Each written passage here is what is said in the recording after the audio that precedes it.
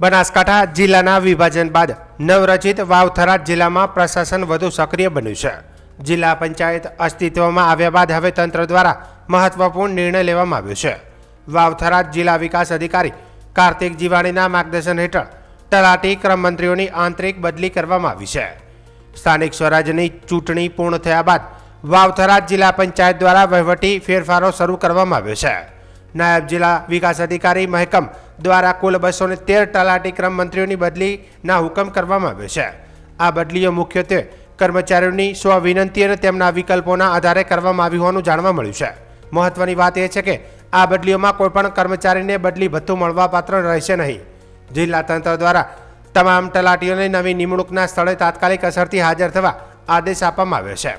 નવરચિત જિલ્લા પંચાયત અસ્તિત્વમાં આવ્યા બાદ આ પ્રકારના વહીવટી નિર્ણયો જિલ્લાને વ્યવસ્થાને વધુ મજબૂત બનાવશે તેવી આશા હાલ વ્યક્ત કરવામાં આવી રહી છે।